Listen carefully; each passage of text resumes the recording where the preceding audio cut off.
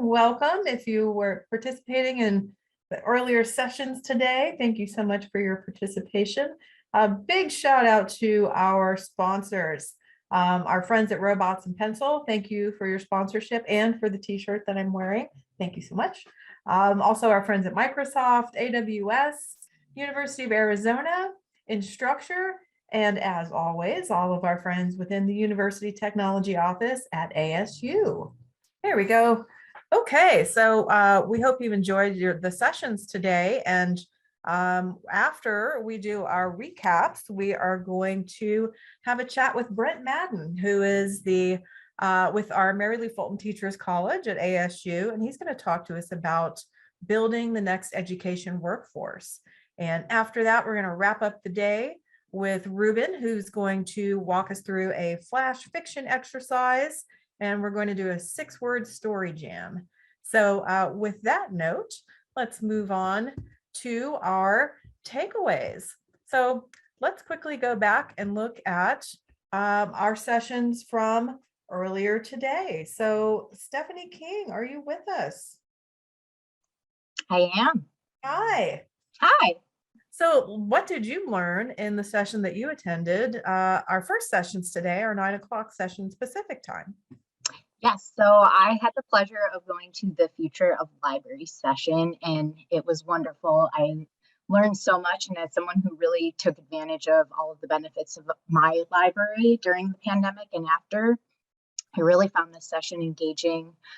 Some of the key takeaways for me were communication, connection, and collaboration are key. So asking your staff what they need, engaging and talking with your community to see what they need, and then figuring out how can the library assist in making that possible. Being a voice within your community, not just accepting what they think they need. They might not even know what they need. So really being embedded in the community is a really key part of the position of being a librarian and working with the library. Finding new ways to reach the community, gaining the trust of the community, and making sure that everyone in the community, including the staff, has their voice heard and has a seat at the table. Those are some really key points for me.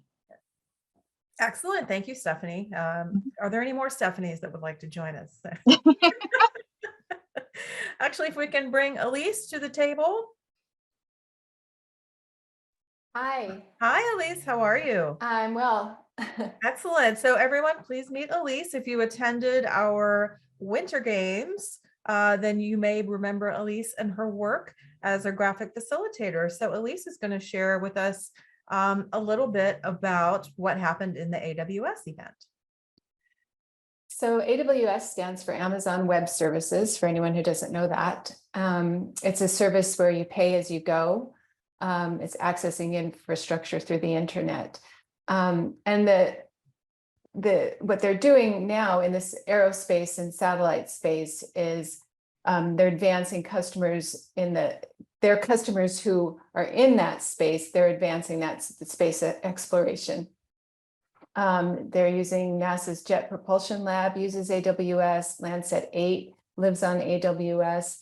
So this really was just a nice overview of how AWS is supporting space exploration. Fantastic. Thank you, Elise. And all of Elise's graphics, thank you, Robert, who saw me sneeze. All of Elise's graphics will be available to you when the event concludes, and you'll see little tidbits of them throughout the emails that you'll be receiving during this event. So thank you so much, Elise, and we'll welcome you back shortly here to talk about the next event that you went to. I will participate in this part of the discussion by sharing with you that I went to the MTech Tools and Teaching Toolset Project session, and we did an exercise in which the participants explored the MTech database that SUNY has developed to try to solve some challenges around using online tools to educate. And this was the first of a 2-part session, so we'll have the second part tomorrow, and we'll continue our journey through the MTech system. So I will bring Stephanie King back to talk about the other sessions that she attended. Sure. So next, I attended the museum schools session, which was really informative for me because I didn't know a lot about museum schools, and I'm not sure how much y'all know. So, um, museum schools are about 50 in the country, and they serve K through 12 schools. Um, each one is a little bit different. They partner with museums and other institutions to enhance student learning. So really embedding the students in their education, and there's three parts to the museum model, which are the hands-on learning, documenting their learning, and then showcase and sharing their learning with others. So for a mother of two, this sounds really amazing. I love the idea of the kids really getting in to the environments. Oftentimes they have, a blank notebook where they're filling their notebook with learnings. It's kind of a diary / textbook that they then present to the community.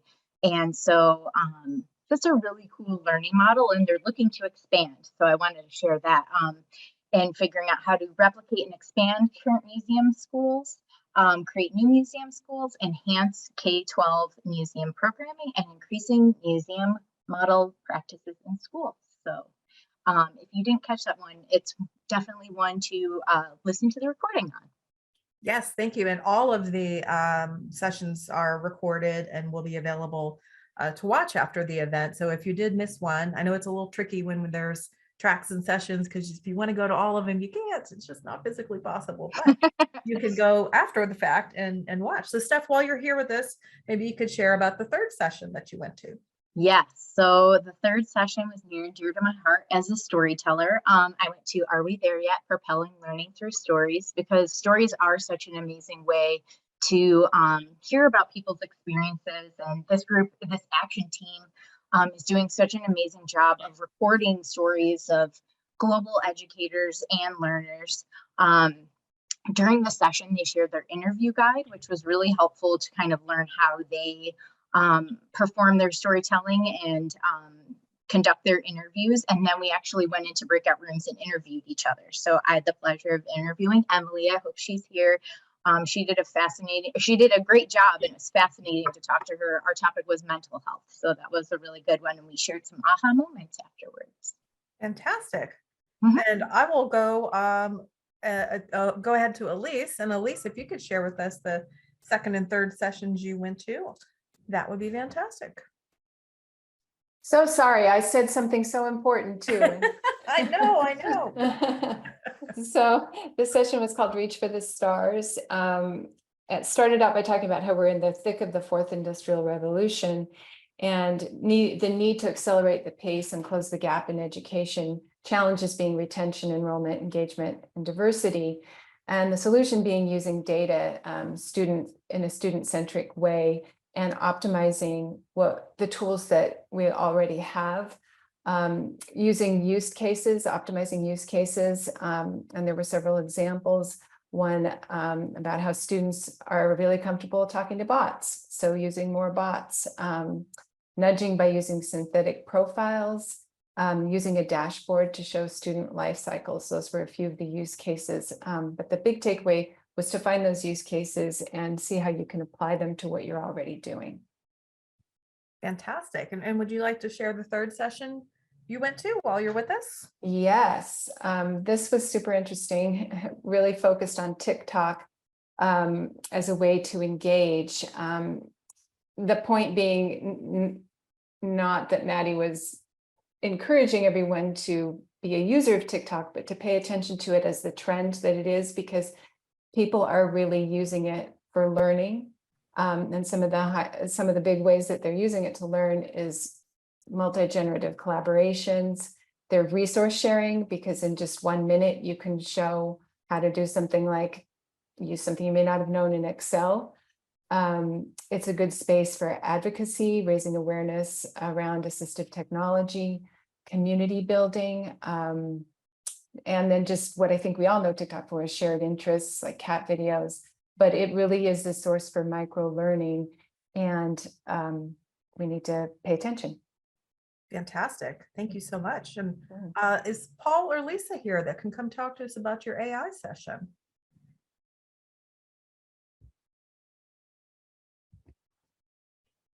If they're not, that's okay. I was there. I can give you some tidbits.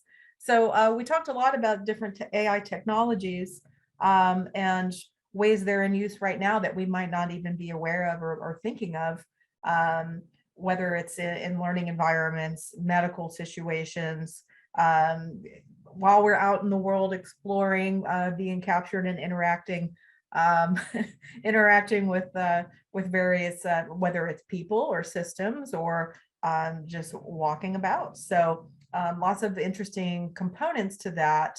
And it's a session I would definitely recommend going back and watching if you weren't able to join live. And we also had a session that I attended with Lori from LinkedIn. And Lori shared with us some great different tools within LinkedIn that teachers can use to actually, there's a new system called LTI within LinkedIn, which you can integrate with any learning management system, most learning management systems, and integrate video in different ways into your courses. So lots to explore there. And we looked at some of the tips and tricks for making engaging videos. And we learned that 4 to 5 minutes, based on the data that LinkedIn has collected, 4 to 5 minutes is the optimal time for an educational video. So if someone's going to complete it and absorb it, that is the length that we're shooting for. So with that being said, does anybody else have anything they'd like to share from the sessions that they attended? Excellent. Okay, very good. Well, let's bring up to the stage Brent from Mary Lee Fulton Teachers College. Are you with us, Brent? I believe he's having a little bit of trouble getting in right now. Okay. So we may have to jump over to Ruben if that's okay. Otherwise, I can let you know when Brent comes in. Yes, we are a nimble bunch. So here we go. Ruben, are you with us? I am here. So. Welcome, Ruben. So, thank you for joining us, and we can do our 6-word jam if you would like to go ahead and guide us through what that's all about. I'd be delighted to. Okay, so welcome back, everybody. It's been really wonderful being here. I've had a great time in the sessions. So I am really, really happy to see what people have been discussing and what people have been making. And what I wanted to do was actually, in terms of the last activity I had planned for today, that I co-developed with Laura Geringer and with Stephanie, is to say, well, hey, let's do something creative. And what I'd like you to do is write some sci-fi. Now, don't worry, I'm sure you won't have any problem writing a novel, say, the length of Sam Delaney's Dahlgren. It's only about 800 pages long or so, right? So, Stephanie, do you think we can get that done in the next 5 minutes or so? I think we should, right? Or maybe something a little shorter. What do you think? I think all right. we can go ahead. All right. So instead of the 800 words, let's make it 800 pages. Let's make it a page, and let's make it a lot fewer words. Let's make it just 6 words. So this is going to be the challenge. What we're going to be doing is we're going to be working with all of you to write a 6-word story. Now, what does a 6-word story in science fiction look like? Well, fortunately, I don't have to do too much improvisation on that front, because it turns out that the people at Wired Magazine have done a great job of putting together a site where they collect and request that people send in 6-word sci-fi. So let me put that in the chat for anybody who's curious about it. All right. And I'm going to read a couple of examples from the site. So for instance, here's a story about a wormhole discovered in your closet. The winner for the month was, Dad, I finished cleaning my room. The honorable mentions were included, but my name is not Alice. Another one is, I walked in, we walked out. So that's an example of a 6-word science fiction story. Here's another one, a story about a futuristic meal gone wrong. The answer, or the winner, I should say, for that particular contest was The Printer Ran Out of Flavor by Stuart Hodgson. So you can see what you have. You just have 6 words. Now, this it's the sort of thing where people say, well, what can you do in 6 words? Actually, you can do quite a lot, as I think you can see. So just one more example. Here's one that's a little bit more serious than the ones we've seen. So a story about surviving a high-tech disaster. My hands, once again, were mine. So you can see you can start getting some more mileage out of this. And that's what we'd like to invite you all to do.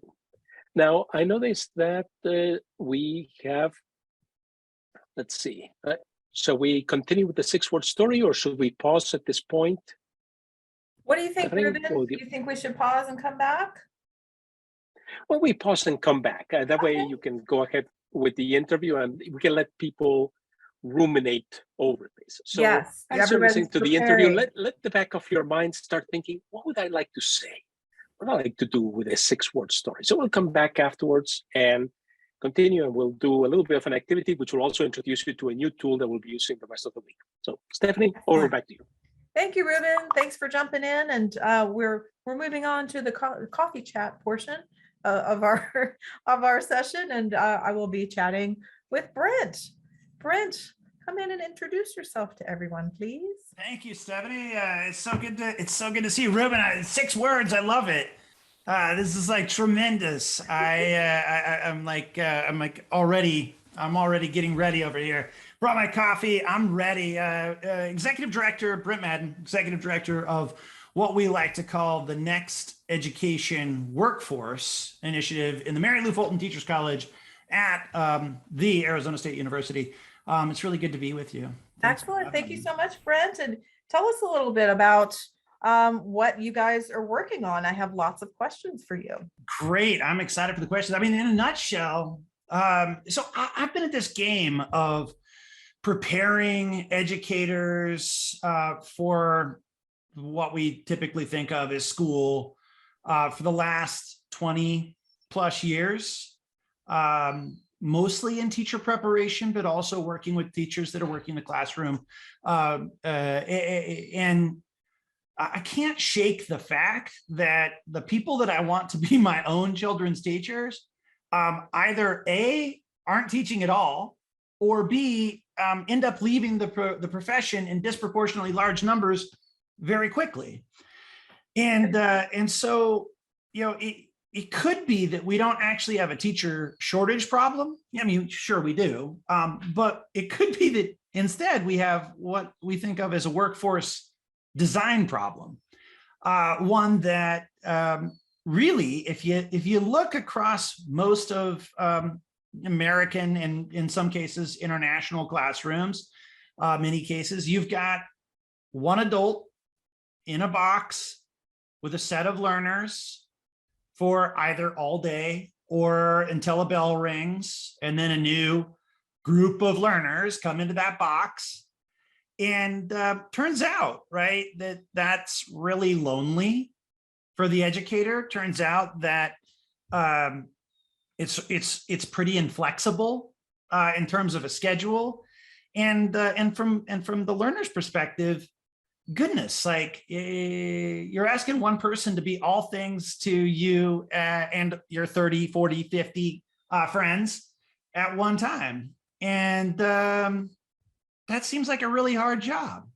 So we're thinking about what it would be like to bring together a team of educators. Notice I didn't say the word teachers, educators around a group of students, often more than a typical classroom's worth of learners, to deepen and personalize learning, not for some kids, but for all kids. And that we think that when you do that, it creates all sorts of new ways to bring people into the profession, new ways to allow educators to advance in this work without having to leave the classroom, and allows people to lean into like their strengths and their superpowers in ways that right now we ask educators to be all things. So that's really interesting, Brett. So would you envision those team members being subject matter experts? So you're increasing the diversity of knowledge being brought to the table in the classroom? They could be. We're fairly agnostic as to what the models ultimately look like, and instead are trying to work. We're working across 5, 6 districts in Arizona and California, and that number is likely to double next year. 30 schools goes to 60 schools, and each model looks a little bit different. What is true is that, in some cases, we're allowing individual teachers to specialize or lean into areas of interest and passion, because it turns out, right, that teachers, like all of us, also have lots of other superpowers and gifts, and that there are members of the community, right? Like, I don't need like a teacher to become an expert in blockchain. I need the teacher to know who's an expert in blockchain, so that that connection could be made between the learners, the teacher, and that expert. And it also changes the way that people interact with school. And how do you feel, what tools, what resources do you feel like teachers need more of in order to connect them to those subject matter experts, or to make themselves into subject matter experts? Yeah, so with respect to the connection, I think like, an old school Rolodex only goes so far. And it turns out that, oftentimes it's like who you know.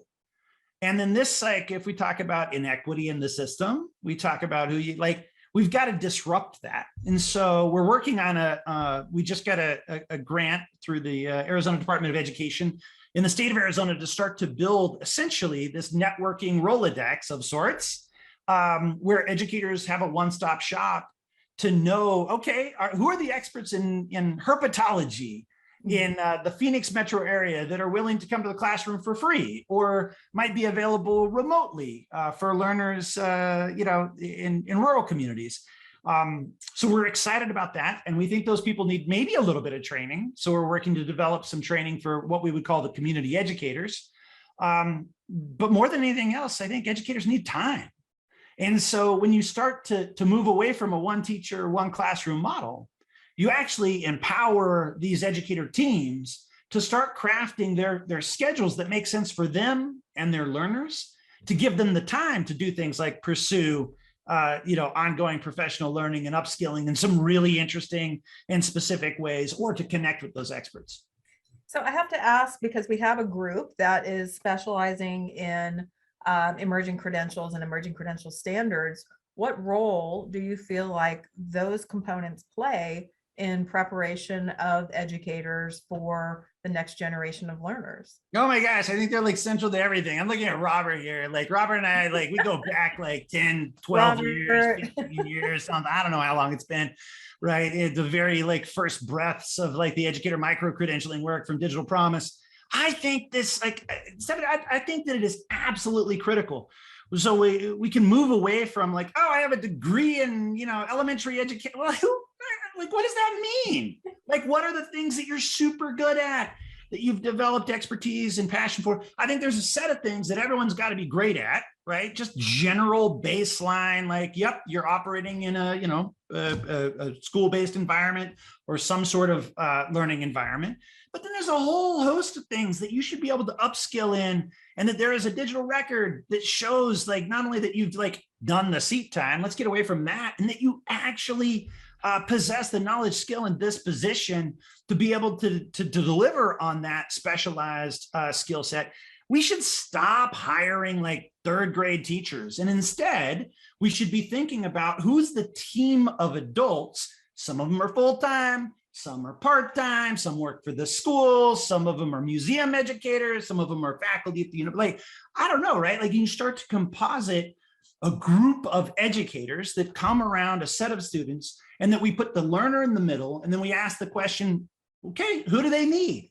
And are there ways that a credentialing system could help us to very quickly and efficiently and with some degree of fidelity source the educators that would comprise one of these mythical teams of educators that I'm talking about?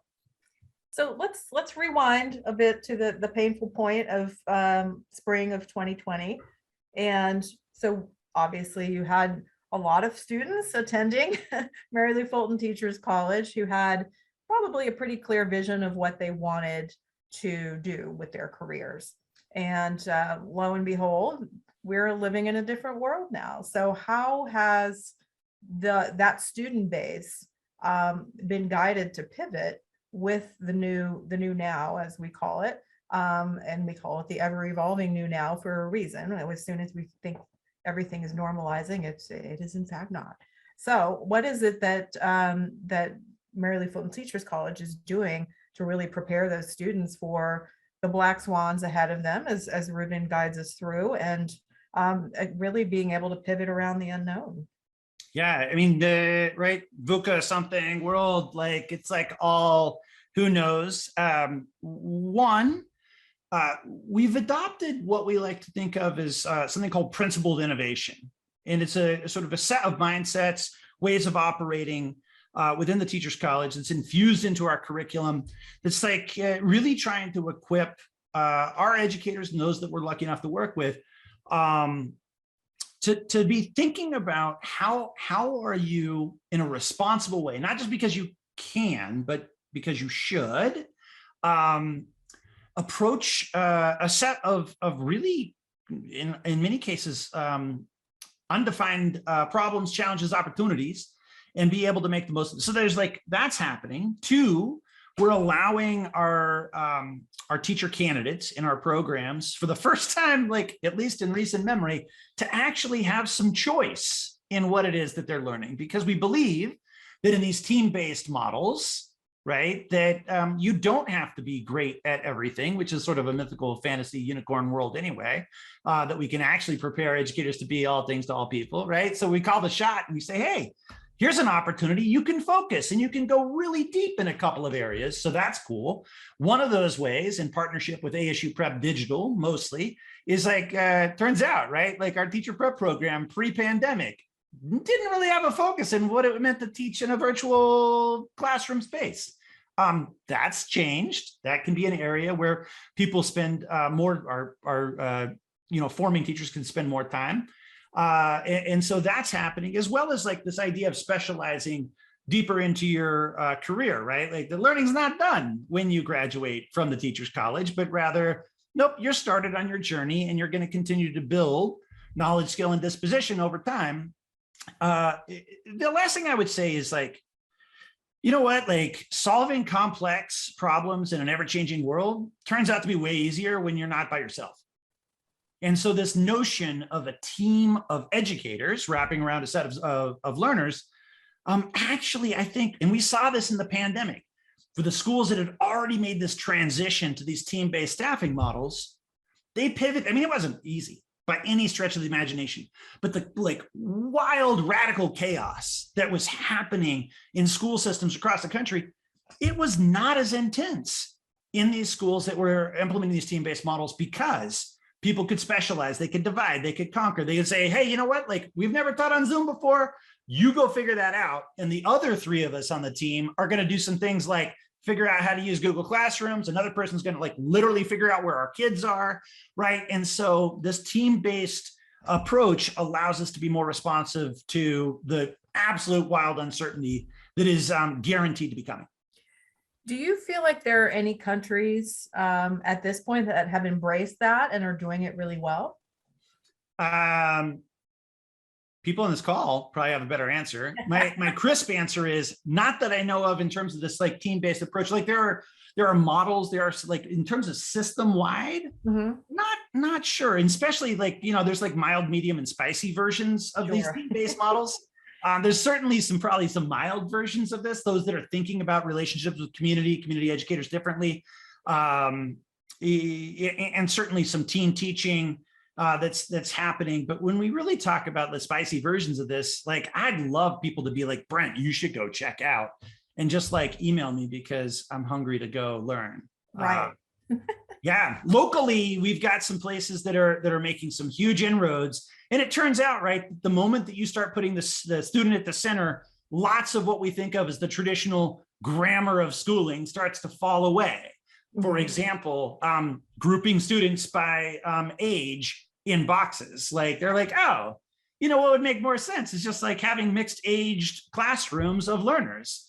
The notion that like everyone has to be learning the same thing at the same time falls away. And so all of this work around micro-credentialing and digital badging and like actually getting clear on what it is that we need people to know and be able to do, be they the teachers or the learners, we think is coming to the fore here in the next like 1 to 2 years, I think, in the schools in which we're working. So how's it looking out there? How are we doing as far as the funnel of new educators coming into our teaching college, as well as teaching colleges around the world? We've heard a lot about the teacher shortage and people leaving the industry to go do other things. What is it that we're doing to attract new teachers, and how do you think that's going? I think it's bleak. I don't think the sky is falling in quite the ways that maybe some of the more pessimistic reporters and others would suggest, but I think that a lot of leading indicators are suggesting that there is trouble brewing. We see on average declining enrollment of as much as like 35% across colleges of education in the United States. Happy to report that the Teachers College is one of a few institutions that's actually bucking that trend and seeing increases in enrollment, in part because of the state's commitment to something called the Arizona Teachers Academy, which pays last dollar scholarships to allow people to become a teacher for free, graduate debt free. It's a huge commitment, but also some of the innovative work that I think ASU is engaged in, right? It's trying to attract people into a profession that hopefully doesn't look like what we suffered. I almost said suffered. Suffered through for most of our own teaching careers, right? And at the end of the day, team-based teaching wouldn't be for everyone, but I think that for the people that have tried it, it's really interesting. It's really exciting. We're seeing really positive results in terms of both educator outcomes and student outcomes. And if anything, we just need to broaden our definitions of those outcomes, because I think there's a whole lot more that's happening that we're not even beginning to measure. Absolutely. And so looking at, well, if any of you have participated in team-based educating, please pop it in the chat and we can talk about it. But what do you think it's going to take to get the right people around the table to educate the kids that are going to enter into the school system now or in the near term future? Do you think is pay really what it's going to take to make it work? Do you think it's more incentives in the program, or do you think it's a combination of that and creating that support system with a team-based teaching? Yeah, I think it's probably the latter. I mean, as a former educator, nationally board certified teacher, like I would be remiss if I didn't advocate for, higher teacher salaries, more pay. But like the reality is we've constructed a profession where the first day on the job looks remarkably similar to the 3,000th day on the job. And that's weird. So maybe we should stop doing that. And sort of the monolithic notion that all teachers is like teacher with a capital T, right? Like no, like no profession actually organizes themselves in that way. So when you start to tease apart the role and you start to task shift and you start to open up the opportunity for new people, different people to join this profession in both big and small ways, that gets really exciting. There's a poster on the other side of my monitor here for a seminar series that I hosted like a couple of decades ago, and it's like lessons from Sputnik, right? And so it's like 1957, and like the Russians like hurl this like metal ball into space, and suddenly Congress passes the National Defense Education Act. And science and engineering and a whole lot of other things started getting funded in ways that they never have before. The political theorist John Kingdon talks about these as, sort of opportunity, windows that, if we're ready to jump through them, I think that like the idea of actually moving big picture policy change, systems level change is possible.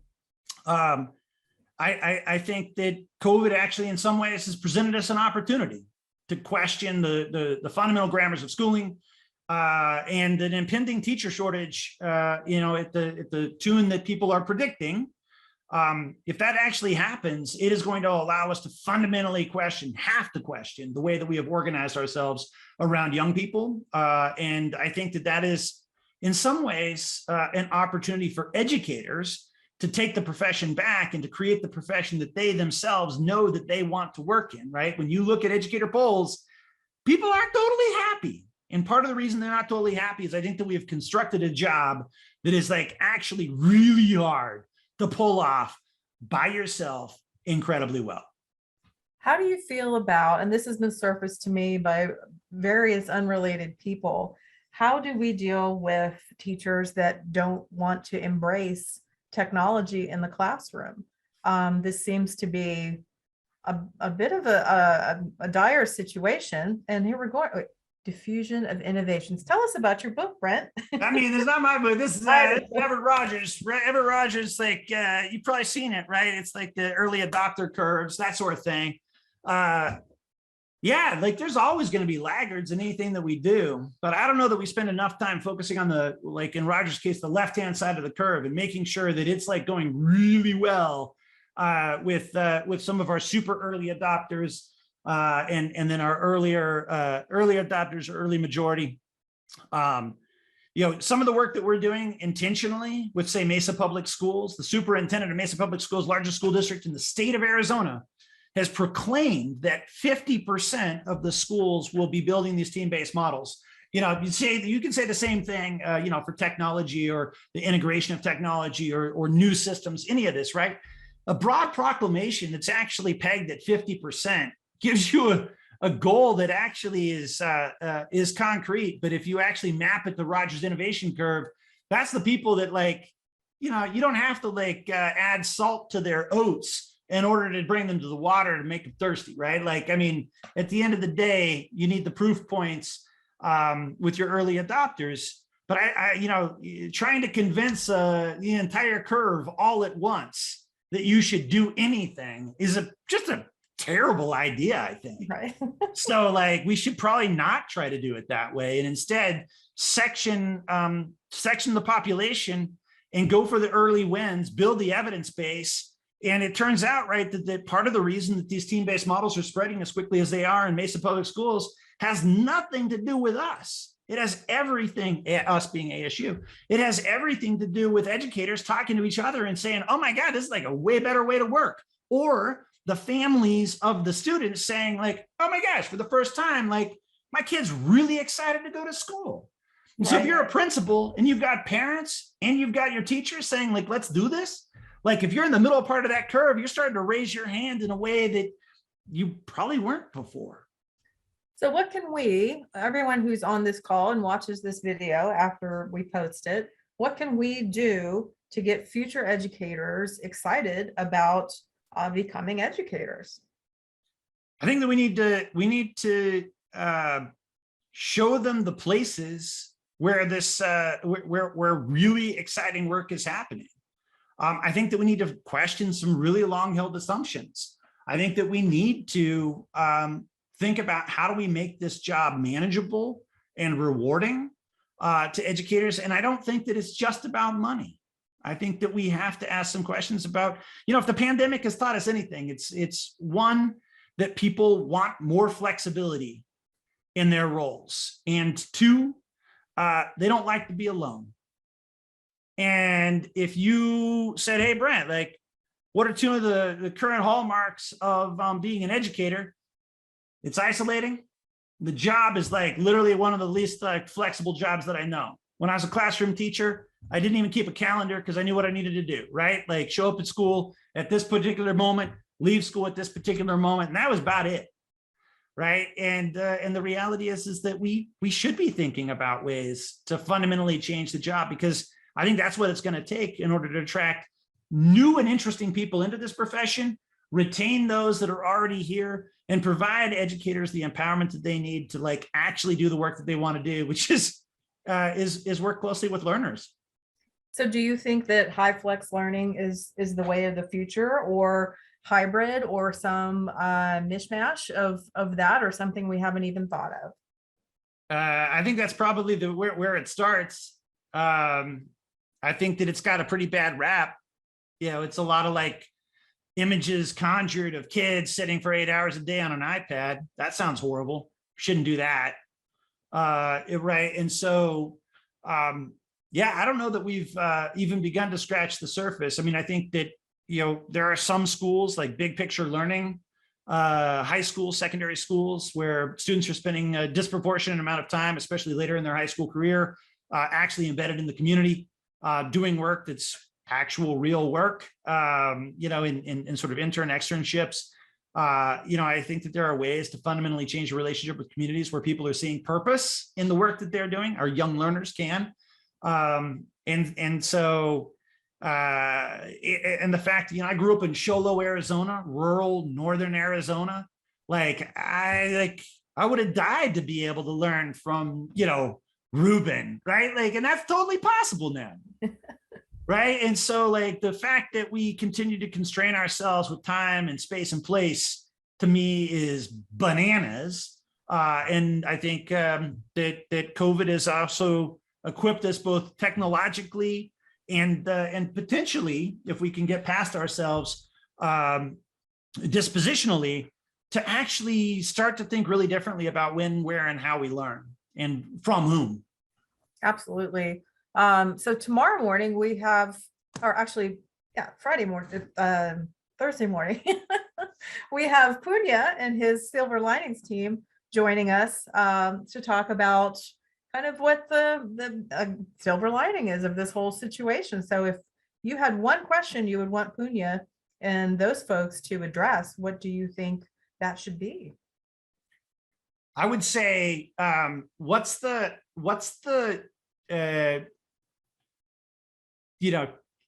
set me out 10 years from now, and what do you think teaching and learning looks like on average in pick a country, pick a state, pick a district, I don't care, but that is seriously interesting, and describe that for me, and then tell me the 2 or 3 moves that you think we need to be making right now to get us to that spot 10 years from now.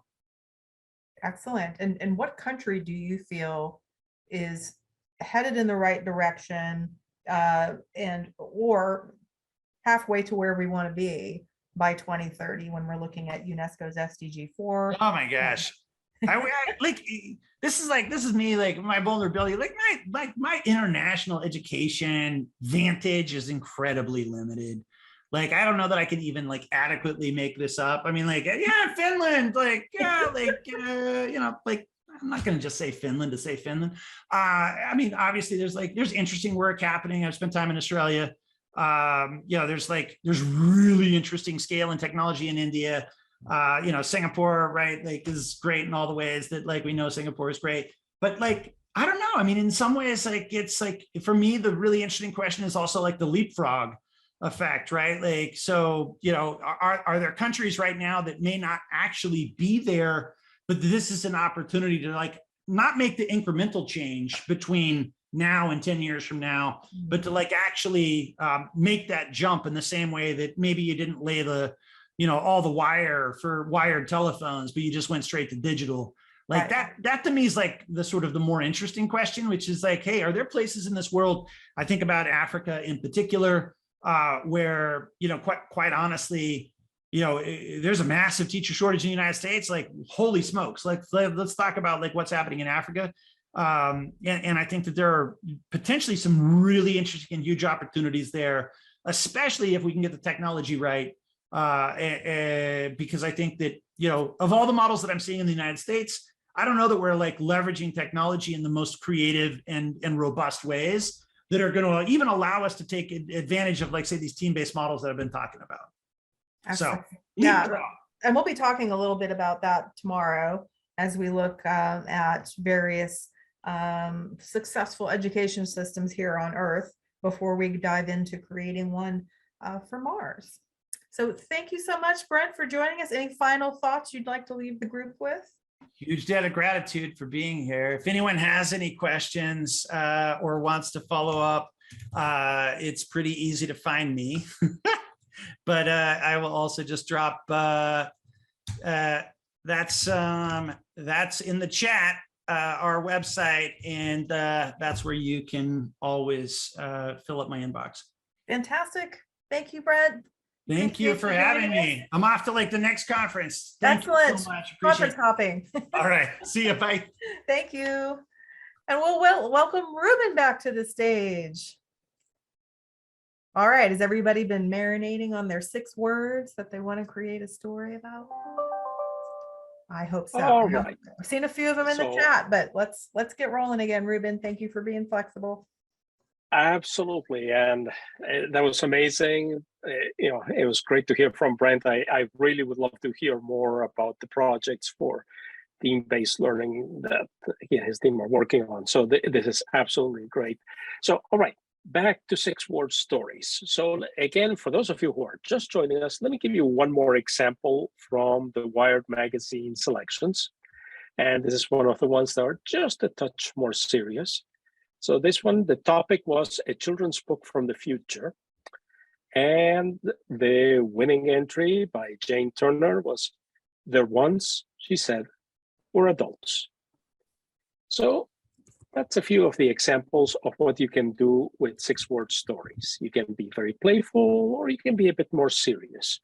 But the thing about it is the scope is such that you can get into it and start developing ideas quickly. And in addition to developing ideas quickly, start to explore possibilities that maybe will be just great in a 6-word format that maybe you want to develop further down the road. So one of the questions then is, okay, so you want to write a 6-word story. Any tips for doing so? And this comes courtesy of the team at the masterclass site, but you'll find much the same type of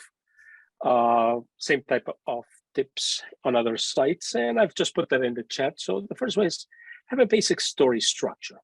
Okay, so and what do we mean by a basic story structure here? Well, you will have some conflict, and if you're going to have a conflict, have some resolution, and somewhere in there, this has to have a personality. So you need a subject and a verb to lock it down, to make it tangible in some way.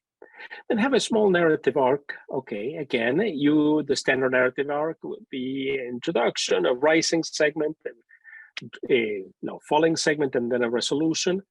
But you only have 6 words, so you might need to jump into the middle of that and just prompt your audience to be there. Or you might get away with setting up the entire narrative arc in 6 words, which is also fine. Number 3 is you want to entice the reader to fill in the blanks. You've only got 6 words. You don't have time to put in a lot of the, and, by, or a lot of bridging words. The reader has to fill in the blanks, but you have to do your part of the legwork as well. So make sure that you don't just try to fill in the blanks because that'll likely clutter up things. Trust your reader to do it. Just make sure you set up the stage for them. And finally, choose your words carefully. You don't have room for weak words. You don't have, every word counts when you have 6 words to tell a whole story. So these are general tips. Variants on these tips, by the way, if you scale them up, will work very well for short stories. So that's just a tip on a tip, if you will. And then if you really want to scale up to novels, a few other things come into the picture. But if you're going to be part of NaNoWriMo and write the novel in 1 month, well, at least you're getting a head start with the 6-word story right now. So we're going to move over to one of the tools we'll be using today. We'll be using, throughout the conference today, and that is Mural. And what we're going to do, I'm going to put this in the chat now. I'm going to go, what I've done is I've created a tiny URL, so you have a relatively short URL to open a new window in Mural. There we go. And while all of you are getting there, Stephanie, any comments on Mural and how we're going to be using it in the rest of the conference? I think that if you're not familiar with Mural, make sure the Zoom functionality is something that you figure out pretty quickly. Just need to be able to get to where you need to be in there. But yes, we will be using Mural as a collaboration tool throughout the event. So this is a great opportunity to get familiar with it and to play around with the features and functions. And by sharing your 6-word story in here, we'll be able to gather them all and share them in a surprise capacity. All right, wonderful. So I'm here in Mural myself. In fact, let me share my Mural screen just for a little bit, just so you can see it if you're not there yet. So 1 second, let me see.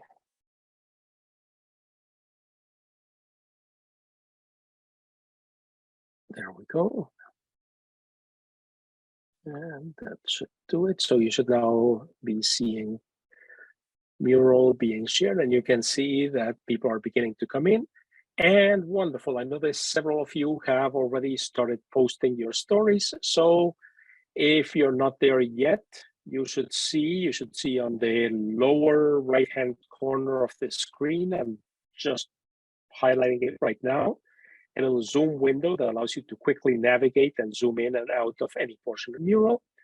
And I noticed that some of you have already started posting stories by taking one of the post-it notes and either copying it, duplicating it, and filling it in with your own story, or you are also able to just bring in a new post-it note from the side. So I'll just point at it. You can do that in text. You can do it multiple ways. This is a whiteboard. It's a collaborative whiteboard. And again, we're going to be using more of the features as we go along. So here's what we're going to do then. I'm going to now be quiet for a bit, and I'm going to give you, let's say, what do you think, Stephanie? 5 minutes or so for people to post the 5 6-word minutes should story do in there. it.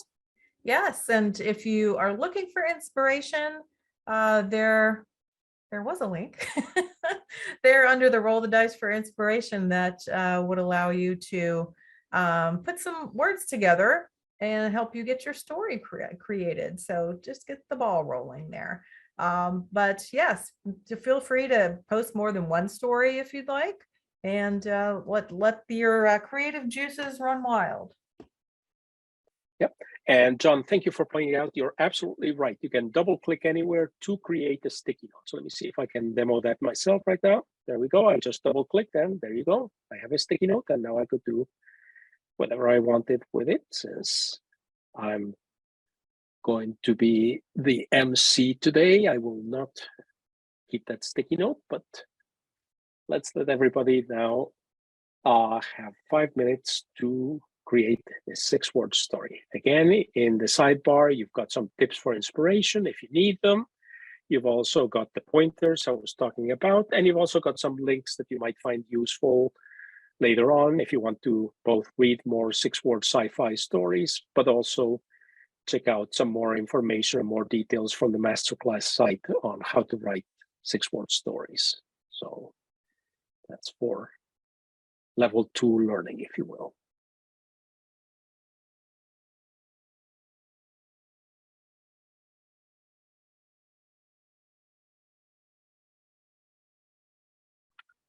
Let's see, I'm seeing, probably we got half a dozen, bit more, a few more if I'm looking at different options. Don't be shy. Those, Cynthia, Tom, both of you had stories that you put in the chat, so please feel free to now add them. You don't have to just limit yourself to one, by the way. Feel free to add as many stories as you like to the mix. The more, the merrier. And we'll have something to announce in that regard in just a bit, but for now, I have to admit, it's quite fascinating to watch the arrows fly around. Something very sci-fi about it, a little bit like watching, hovercraft or some of the scenes from Blade Runner with the vehicles zooming through the sky of Los Angeles.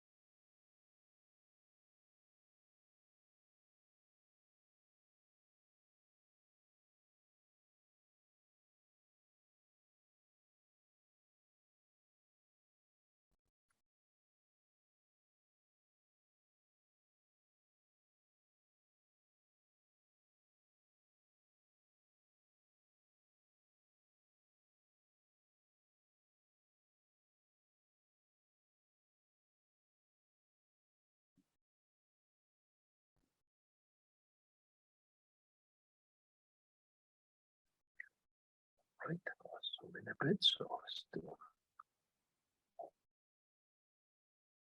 Start reading.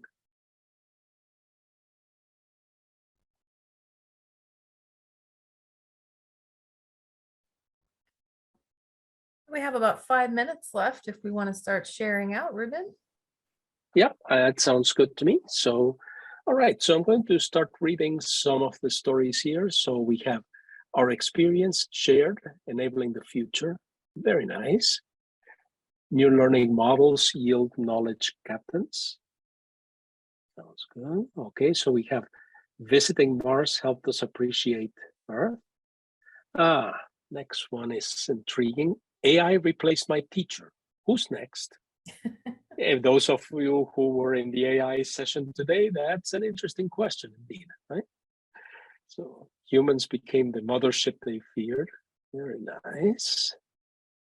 America's best president was born yesterday. It slurped, my shoes were gone. Open book, fell asleep dreaming, awoke. Decision made. No more decisions today. Nice. So let's see, I'm gonna scroll a little bit here. Lost for inspiration, got inspired here. Parallel opposite Earth, just found rationality. Nice. Novel approaches change, change pushes back. Dead sea once for other planets. The lump moved quickly, then submerged. Intriguing, very intriguing. De-industrialized systems, communities drive individualized learning. I believe that was Tom's from earlier. So let's see, sensory deprivation stimulates inner reflections. Perspective distinguishes inventions from mad science. Learning standards, water, food, and oxygen. Adjectives inspire creativity, verbs constrain them. Technology and breathing inspire EdTech standards. Very nice. So I think we have a good set of options here. All right, so please feel free to continue adding. But Stephanie, will you say we do a people's choice vote? What do you think? Oh, yes. All Everyone- right, so I'm going. Yes, go Go ahead. ahead, Let's please. start the voting. All right, so what I'm going to do is I'm going to set up the voting here. And here's how this is going to work. I am going to start voting, and then you can choose to vote for any one of these stories simply by clicking on the appropriate post-it note. So let me see if I can get this to work properly. All right, so I'm going to start the voting session. And we will call this 6-word stories. And where to vote, we're going to select the section. All right, next. And I'm going to just drag this.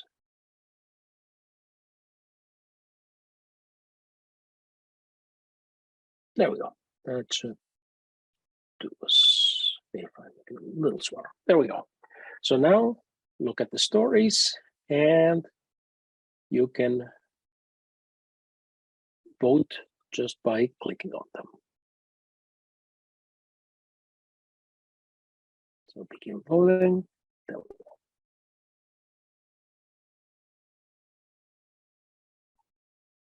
All right, so we have 24 people right now voting for the session.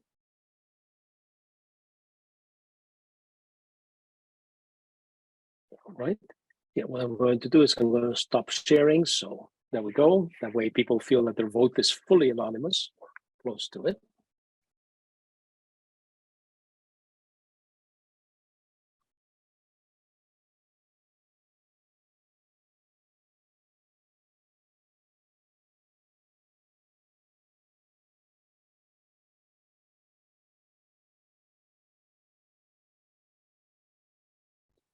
Right now, you get Cynthia, you get 3 votes per person. So you can click on up to 3 different things, so you can put all 3 votes on one. If you've ever done Delphi voting, this works that way. So I think we'll let this run just a minute more or so, and then we'll see what the results are.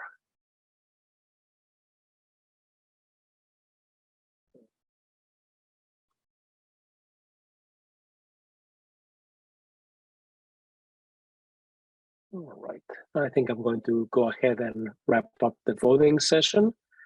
So going on once, going on twice, going on thrice. Let's end the voting session. Okay, we still had 8 people voting. I think they're probably done. Let's go ahead and end that. I'm going to end the session for everyone. So here we go. The winner with 9 votes is AI replaced my teacher. Who's next? So could we get the author of AI replaced teacher who next to step up to the plate? Who is the author?